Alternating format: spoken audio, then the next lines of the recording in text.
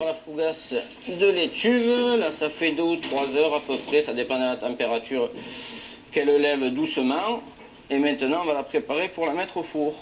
Simple pâte briochée au départ, la fougasse a besoin d'une douce chaleur pour forger son véritable caractère. Ensuite on y met le sucre. Tout se joue à la cuisson en délicatesse. Et là on y va doucement parce que c'est une pâte très fragile et il ne faut pas la brusquer, sinon elle s'écraserait, elle retomberait. Au départ, ça paraît super simple, mais pour la mettre au point, on arrive toujours, même encore après des années, à jouer un peu à la faire un peu plus moelleuse, parce qu'on fait un peu plus pointer la pâte, un peu moins. Enfin, c'est beaucoup de réglages, et après on arrive au résultat qu'on veut, mais il faut du temps. Voilà 4 générations que les Poitavins fabriquent leur fougasse dans ce laboratoire. Et maintenant, on va l'arroser avec de l'eau de fleur d'oranger. Arrière-petit-fils du fondateur, Laurent a repris le flambeau avec passion, bien décidé à imposer sa personnalité tout en respectant la tradition.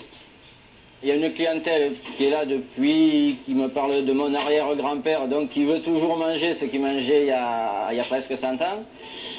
Et après, on a une clientèle nouvelle qui vient et qui a envie de découvrir aussi les traditions d'Aigues-Mortes et de la maison Poitavin.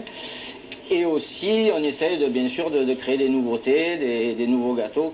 En hiver, Aigues-Mortes vit au ralenti. Du coup, la boulangerie adapte sa production et ne prépare qu'une petite quantité de fougasse.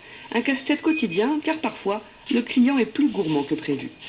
Vous achetez la fougasse par plaque entière? Oui, tout à fait. Parce qu'elle est bonne et qu'on n'en trouve que dans le sud. Donc moi je suis de Clermont-Ferrand, on n'en trouve pas.